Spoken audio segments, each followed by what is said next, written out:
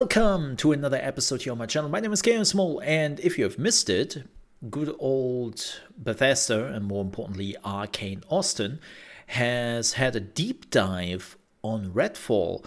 This was the first time where we were finally able to see a little bit more of the game.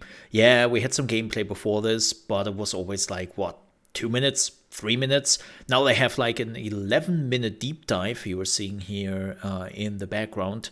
And if you want to see this without me bubbling over it, you will find it on YouTube.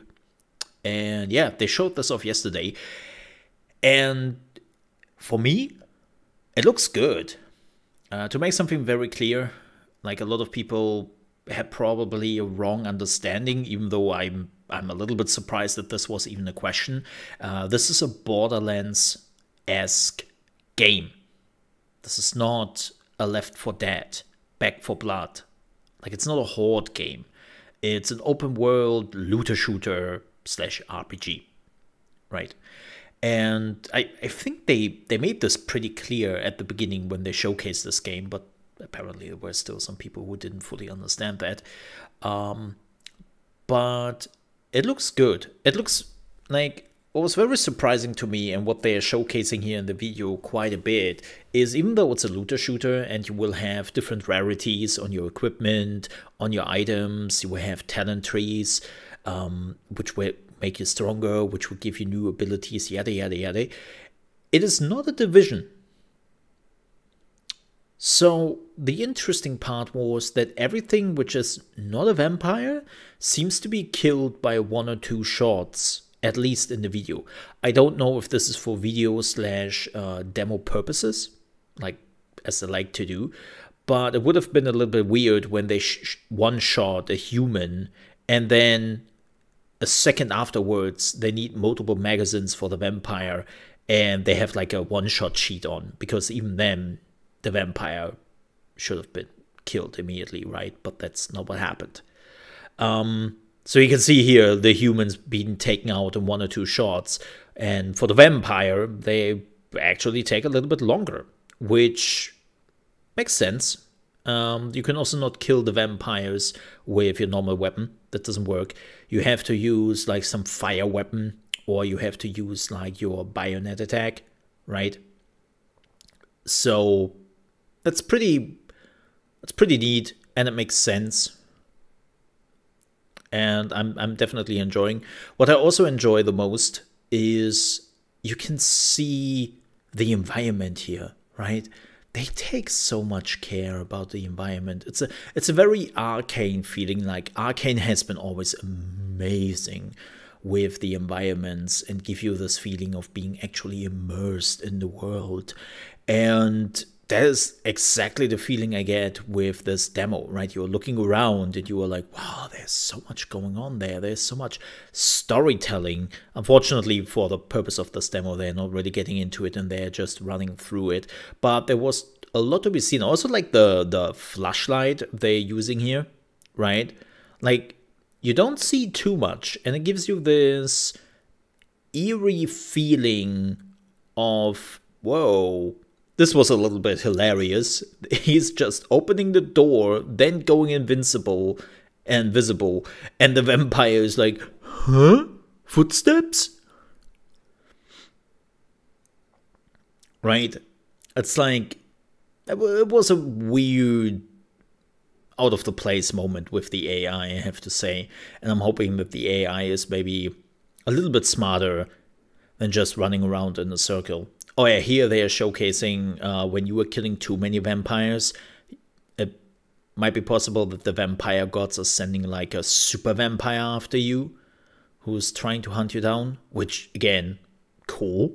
I like that. I wonder how strong the person is and how often that person is showing up. I hope it's not too often. I hope it's a rare event and that dude is really kicking your ass.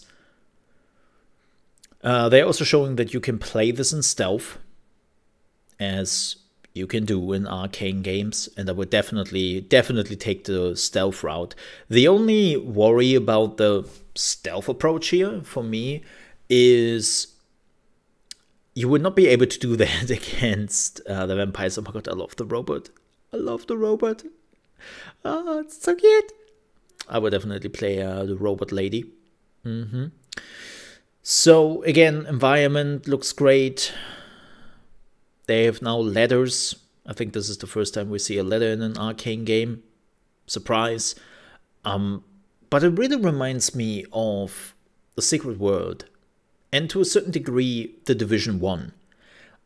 Look, I know a lot of people didn't like the Division. I totally get it. But the one thing The Division did just do so perfectly well is the environment. Like, you go through New York in the winter and you have this feeling of loneliness and just creepiness being around you all the time. And I think that is exactly what they're capturing here in this game again. Like this eerie feeling that something is not right. Something is just not fitting, right? And I don't mean this from an artistic perspective or anything. I mean this from a purely lore perspective, that you are in a world which feels strangely familiar, but it's still out of place. And again, they do that great. I love that. So what they have been showing looks good. Looks very Arcane-esque. But this time you can play it in co-op. You can also play it alone. I've seen this question coming up quite a bit. Will this be forced co-op? Do I have to play with randoms, or do I have to play with friends? Whatever those are. And the answer is no. They made it clear again that no, you do not have to play this with anyone if you not desire that. You can completely play this game from the beginning to the end solo. And I think that's very important because, again, not everyone wants to play with other people. And I totally respect that. I would try to play this with friends if I find some of them wanting to play this, because I have showed Redfall to some of my friends and their reaction was, meh. You know. So we will see how that goes. Maybe if I'm unlucky, I have to play it for myself. They also talked a little bit about the vampire gods, which are now like the big super boss fights, right? They showed only one super briefly and then they moved on. But we will see how that goes. I hope there will be some cool boss fights there. This also looks fantastic, the graveyard. Like, again, the world environment looks just so good. They're the talent trees also. So they're the RPG mechanics. I'm really curious how they will work. Like, I hope they will be a little bit more interesting instead of just do 10% more damage. Take 20% less damage. Be more sneaky. Like, I'm hoping they're doing something crazy here and there with some of the talents. And you really have to make some decisions on what you want and what you don't want. Man, that's such a bitrate killer, by the way, in the background. But yeah, I'm really hoping for some interesting talents. And for me personally, like, I'm looking forward to Redfall.